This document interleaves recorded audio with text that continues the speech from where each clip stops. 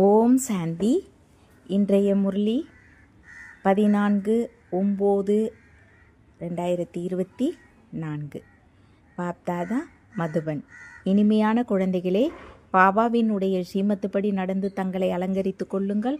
பரசிந்தனையின் மூலம் தங்களுடைய அலங்காரத்தை அழித்து கொள்ளாதீர்கள், நேரத்தை வீணாக்காதீர்கள். கேள்வி: குழந்தைகளாகிய நீங்கள் பாபாவை விட சிறந்த மந்திரவாதிகள் எப்படி? பதில்: இங்கே அமர்ந்து கொண்டே நீங்கள் இந்த லட்சுமி நாராயணனை போல் அலங்காரம் செய்து கொண்டு இருக்கிறீர்கள். இங்கு அமர்ந்து கொண்டே தங்களை தாங்களே மாற்றி கொண்டு இருக்கிறீர்கள். இது கூட மாயவித்தையாக இருக்கிறது. அல்லாவை நினைவு செய்வதனால் மட்டுமே உங்களுடைய அலங்காரம் நடந்து விடுகிறது.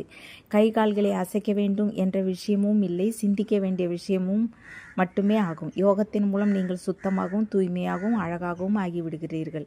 உங்களுடைய ஆத்மா மற்றும் சரீரம் தங்கமாகி விடுகிறது. இது கூட அதிசயமாக இருக்கிறது அல்லவா? ஓம் சாந்தி. ஆன்மீக மந்திரவாதி அமர்ந்த ஆன்மீக குழந்தைகளுக்கு யார் தந்தையை விடவும் சிறந்த மந்திரவாதியாக இருக்கிறார்களோ அவர்களுக்கு புரிய வைக்கின்றார். நீங்கள் இங்கே என்ன செய்து கொண்டு இருக்கிறீர்கள்? இங்கே அமர்ந்து கொண்டே எந்த சப்தமும் எழுப்பவில்லை. பாபா அல்லது பிரியதர்ஷினிகளுக்கு யுக்தி சொல்லி கொண்டு இருக்கிறார். இங்கே அமர்ந்து கொண்டு நீங்கள் என்ன செய்கிறீர்கள் என்று பிரியதர்ஷன் கேட்கிறார். நீங்கள் உங்களை இந்த லட்சுமி நாராயணனை போல் அலங்கரித்து கொண்டு இருக்கின்றீர்கள் என்று யாராவது புரிந்து கொள்வார்களா? நீங்கள் இங்கே அமர்ந்து உள்ளீர்கள். வரிசை கிரமமான முயற்சியின்படி தான் இருக்கின்றீர்கள் அல்லவா? இப்படி அலங்கரிக்கப்பட்டவர்களாக ஆக வேண்டும் என்று பாபா கூறுகின்றார். எதிர்கால புரிக்காக உங்களுடைய குறிக்கோளே இதுதான் ஆகும். இங்கே அமர்ந்து கொண்டு நீங்கள் என்ன செய்து கொண்டு இருக்கிறீர்கள்? சொர்க்கத்தின் அலங்காரத்திற்காக முயற்சி செய்து கொண்டு இருக்கிறீர்கள். இதை என்னவென்று சொல்வது? இங்கே அமர்ந்து கொண்டு தங்களை மாற்றி கொண்டு இருக்கிறீர்கள்.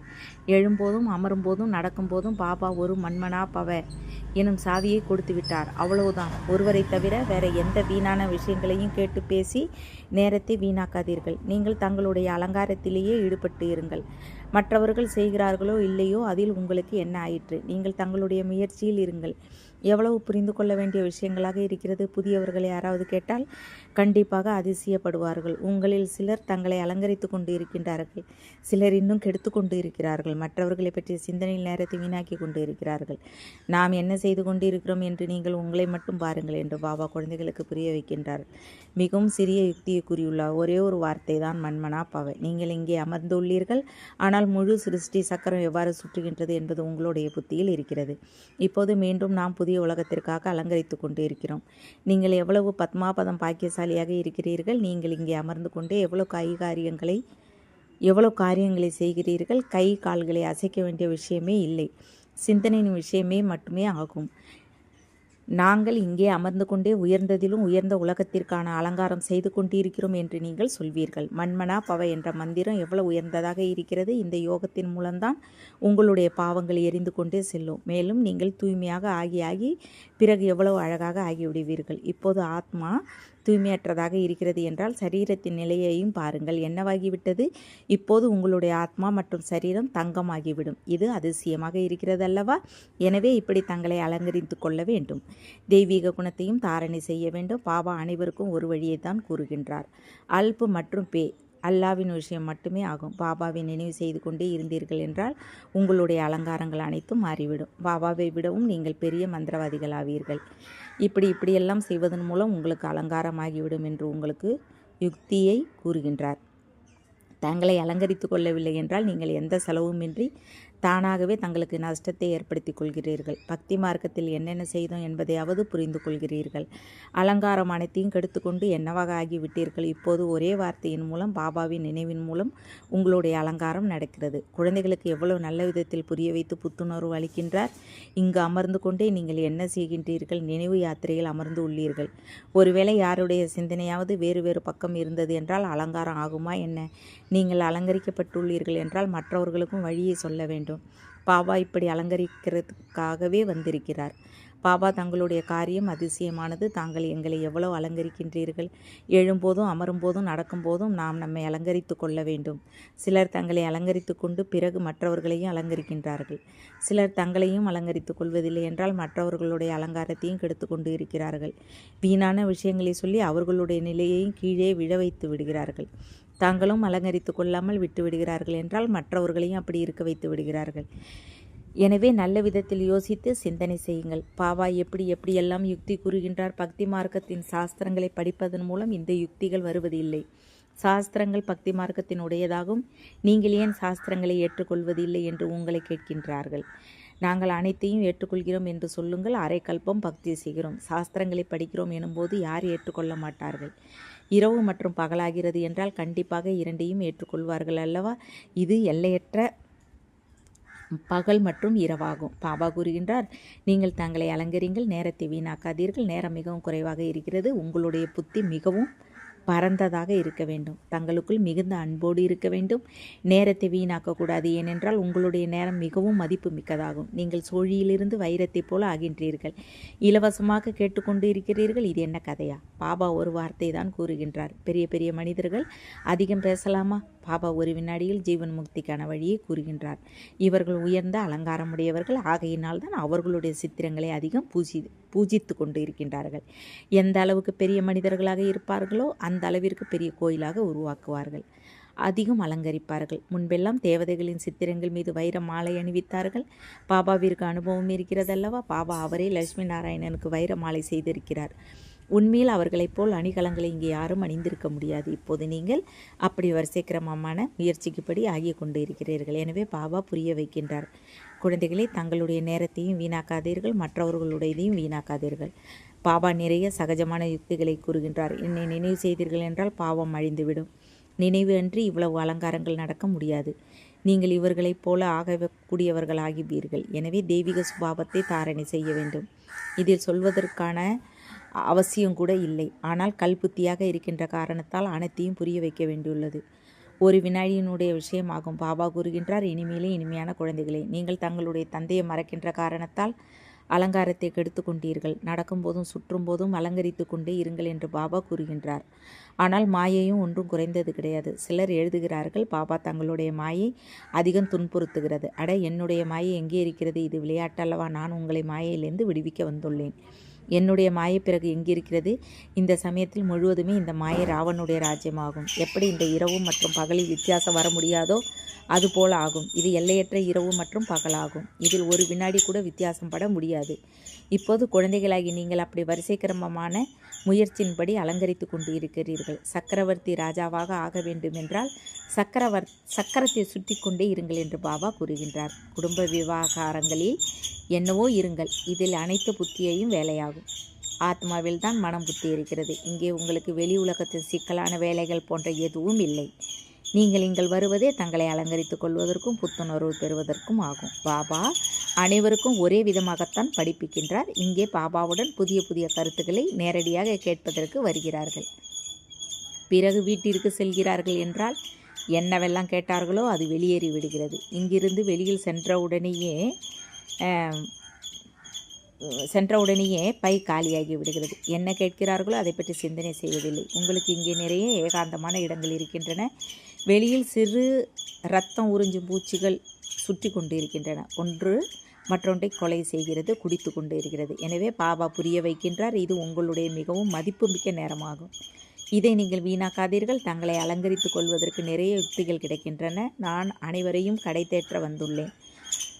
நான் உங்களுக்கு உலகத்தின் ராஜ்யத்தை அளிக்க வந்துள்ளேன். எனவே இப்போது என்னை நினைவு செய்யுங்கள். நேரத்தை வீணாக்காதீர்கள். காரியங்களை செய்து கொண்டிருந்தாலும் பாபாவை நினைவு செய்து கொண்டே இருங்கள். இவ்வளவு அதிகமான ஆத்மாக்கள் அனைத்தும் ஒரு பரமபிதா பரமாத்மா பிரியதர்ஷனின் பிரியதர்ஷினிகளாகும். அந்த உலகாய கதைகள் போன்றவற்றை நீங்கள் நிறைய கேட்கின்றீர்கள். அவை அனைத்தையும் மறந்து விடுங்கள் என்று பாபா இப்போது கூறுகின்றார். பக்தி மார்க்கத்தில் நீங்கள் என்னை நினைவு செய்தீர்கள் மற்றும் நாங்கள் தங்களுடையவர்களாகத்தான் ஆவோம் என்று உறுதிமொழி அளித்தீர்கள்.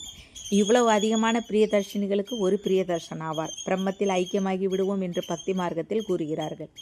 இவை அனைத்தும் வீணான விஷயங்களாகும். ஒரு மனிதன் கூட மோட்சத்தை அடைய முடியாது. இது ஆரம்பமும் முடிவும் மற்ற நாடகமாகும். இவ்வளவு பேர்கள் அனைவரும் நடிகர்கள் ஆவர். இதில் கொஞ்சம் கூட வித்தியாசம் பட முடியாது. ஒரு அல்லாவை மட்டும் நினைவு செய்தீர்கள் என்றால் உங்களுடைய இந்த அலங்காரம் நடந்துவிடும் என்று பாபா கூறுகின்றார். இப்போது நீங்கள் இப்படி ஆகி கொண்டு இருக்கிறீர்கள். நாம் அநேக முறை இந்த அலங்காரத்தை செய்திருக்கிறோம் என்பது நினைவில் வருகிறது. பாபா தங்கள் கல்பமாக வருவீர்கள். நாங்கள் தங்களிடமிருந்து தான் கேட்போம். எவ்வளவு ஆழத்திலும் ஆழமான கருத்துக்களாக இருக்கிறது. பாபா மிகவும் நல்ல யுக்திகளை கூறியுள்ளார். அப்படிப்பட்ட தந்தைக்கு நான் பலியாக வேண்டும். காதலன் காதலிகள் கூட அனைவரும் ஒரே மாதிரி இருப்பதில்லை. இது அனைத்து ஆத்மாக்களுக்கும் ஒரே ஒரு பிரியதர்ஷன் ஆவார். சரீரத்தின் விஷயம் எதுவும் இல்லை. ஆனால் உங்களுக்கு சங்கமயுகத்தில் தான் பாபாவிடமிருந்து இந்த யுக்தி கிடைக்கிறது. நீங்கள் எங்கு வேண்டுமானாலும் செல்லுங்கள், சாப்பிடுங்கள், அருந்துங்கள், சுற்றுங்கள், வேலை செய்யுங்கள், தங்களை அலங்காரம் செய்து கொண்டிருங்கள். ஆத்மாக்கள் அனைத்தும் ஒரு பிரியதர்ஷனுடைய பிரியதர்ஷிகளாகும். அவரையே நினைவு செய்து கொண்டு இருங்கள். நாங்கள் 24 மணி நேரம் நினைவு செய்து கொண்டு இருக்கிறோம் என்று சில குழந்தைகள் கூறுகின்றனர். ஆனால் எப்போதும் யாரும் நினைவு செய்ய முடியாது. அதிகத்திலும் அதிகம் 2-2.5 மணி நேரம் நினைவு செய்யலாம். ஒருவேளை அதிகமாக எழுதினால் பாபா ஏற்றுக்கொள்வதில்லை. மற்றவர்களுக்கு நினைவூட்டுவதில்லை என்றால் நீங்கள் நினைவு செய்கின்றீர்கள் என்று எப்படி புரிந்து கொள்ள முடியும்? ஏதாவது கடின விஷயமா என்ன? ஏதாவது செலவு இருக்கிறதா என்ன? எதுவுமே இல்லை. பாபாவை நினைவு செய்து கொண்டே இருந்தீர்கள் என்றால் உங்களுடைய பாவங்கள் அழிந்துவிடும். அவ்வளவுதான். தெய்வீக குணத்தையும் தாரணை செய்ய வேண்டும். தூய்மையற்றவர்கள் யாரும் சாந்திதாமா அல்லது சுகதாமத்திற்கு செல்ல முடியாது. தங்களை ஆத்மா சகோதரன் என்று புரிந்து கொள்ளுங்கள் என்று பாபா குழந்தைகளுக்கு கூறுகின்றார். 84 பிறவிகளின் நடிப்பு இப்போது முடிகிறது. இது பழைய சரீரத்தை விட வேண்டும். பாருங்கள், நாடகம் எப்படி உருவாக்கப்பட்டுள்ளது. இதை நீங்கள் வரிசை கிரமமாக முயற்சிப்படி தெரிந்து உள்ளீர்கள். உலகத்தில் உள்ளவர்கள் யாரும் எதையும் புரிந்து கொள்ளவில்லை. நாம் பாபாவுடைய வழிபடி நடக்கின்றோமா என்று ஒவ்வொருவரும் தங்களிடத்தில் கேளுங்கள். நடந்தோம் என்றால் அலங்காரமும் நன்றாக நடக்கும். ஒருவர் மற்றவர்களுக்கு தலைகீழான விஷயங்களை சொல்லி அல்லது கேட்டு தங்களுடைய அலங்காரங்களை கெடுத்துக்கொள்கிறார்கள். நாம் இப்படி அலங்கரிக்கப்பட்டவர்களாக எப்படி ஆவது என்று குழந்தைகள் இந்த ஈடுபாட்டிலேயே இருக்க வேண்டும். மற்றபடி என்னவெல்லாம் இருக்கிறதோ அது சரியாகும். வயிற்றுக்கு 2 ரொட்டி கிடைத்தால் போதும். உண்மையில் வயிறு அதிகம் சாப்பிடுவதில்லை. நீங்கள் சன்னியாசிகளாக இருக்கலாம், ஆனால் ராஜயோகிகளாவீர்கள். அதிகம் மேலேயும் கூடாது, கீழேயும் கூடாது. சாப்பிடுங்கள், ஆனால் அதிக பழக்கம் ஏற்பட்டு விடக்கூடாது. சிவபாபா நினைவு இருக்கிறதா? ஆஸ்தி நினைவு இருக்கிறதா? உலகத்தின் ராஜ்யம் நினைவு இருக்கிறதா என்று ஒருவர் மற்றவர்களுக்கு நினைவூட்டுங்கள். இங்கே அமர்ந்திருக்கும் போதே உங்களுடைய வருமானம் என்ன என்று சிந்தனை செய்யுங்கள். இந்த வருமானத்தின் மூலம் அளவற்ற சுகம் கிடைக்க வேண்டும். நினைவு யாத்திரையின் மூலம் மட்டுமே, வேறு எந்த கஷ்டமும் இல்லை. பக்தி மார்க்கத்தில் மனிதர்கள் எவ்வளவு ஏமாற்றம் அடைகிறார்கள். இப்போது பாபா அலங்கரிக்க வந்துள்ளார். எனவே தங்களை பற்றி நன்றாக சிந்தனை செய்யுங்கள். மறக்காதீர்கள், மாயை மறக்க செய்து விடுகிறது. பிறகு அதிக நேரத்தை வீணாக்குகிறீர்கள். இது உங்களுடைய மிகவும் மதிப்புமிக்க நேரமாகும். உழைப்பின் மூலம் மனிதர்கள் எந்த நிலையிலிருந்து என்னவாக ஆகிவிடுகிறார்கள். பாபா உங்களுக்கு வேறு எந்த கஷ்டமும் கொடுப்பதில்லை. என்னை நினைவு செய்யுங்கள் என்று மட்டும்தான் கூறுகின்றார். எந்த ஒரு புத்தகத்தையும் கையில் எடுக்க வேண்டும் என்ற அவசியம் இல்லை. பாபா புத்தகம் எதையும் எடுக்கிறாரா என்ன? நான் இந்த பிரஜாபிதா பிரம்மாவின் மூலம் தத்தெடுக்கிறேன் என்று பாபா கூறுகின்றார். பிரஜாபிதா இருக்கிறார் அல்லவா? இவ்வளவு பேர் சரீர வம்சாவழிய பிரஜைகளாக எப்படி இருக்க முடியும்? குழந்தைகள் தத்தெடுக்கப்படுகிறார்கள். ஆஸ்தி தந்தையிடமிருந்து கிடைக்கிறது. பாபா பிரம்மாவின் மூலம் தத்தெடுக்கின்றார். ஆகையினால் அவரை தாய் தந்தை என்று சொல்லப்படுகிறது. இதையும் நீங்கள் தெரிந்துள்ளீர்கள். பாபாவின் வருகை மிகவும் துல்லியமானதாகும். துல்லியமான நேரத்தில் வருகின்றார், துல்லியமான நேரத்தில் செல்வார். உலகத்தின் மாற்றம் என்பது நடக்கத்தான் வேண்டும்.